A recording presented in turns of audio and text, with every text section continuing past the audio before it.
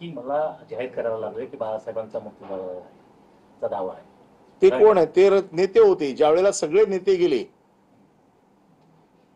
त्यावेळेला असं ठरलं बाळासाहेबांचा मृत्यू झालेला आहे हे जेव्हा डॉक्टरांनी सांगितलं त्यावेळेला शिवसेनेचे नेते, त्याच्यामध्ये सुभाष देसाई होते, त्याच्यामध्ये संजय राऊत होते, त्याच्यामध्ये रामदास कदम होते, त्याच्यामध्ये दिवाकर रावते होते, आम्ही सगळे होतो, मी देखील होतो त्याच्यामध्ये. आम्ही सगळे प्रेसच्या समोर गेलो. मातोश्रीच्या गेटवरती तमाम गर्दी होती.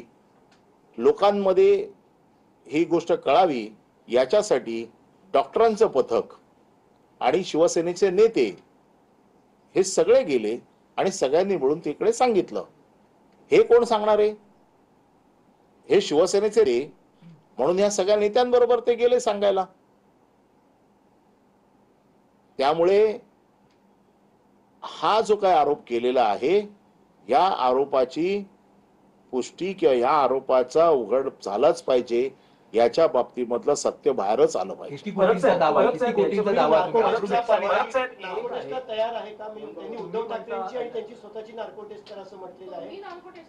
आमची पुन्हा सांगतोय, मी शिवसेनेची अधिकृत भूमिका सांगतोय, दोघांची नार्को टेस्ट करा, पण त्याच नार्को टेस्ट मध्ये माझा आता आक्षेप असा आहे, जसं रामदास कदमने सांगितलं तर नार्को टेस्ट करा, मग मी आता शिवसेनेचा आमदार म्हणून सांगतोय की 1993 साली ज्योती रामदास कदम यांनी स्वतःला जाळून घेण्याचा प्रयत्न केला का त्यांना जाळण्याचा प्रयत्न केला याची देखील नार्को टेस्टची मागणी मी करतोय.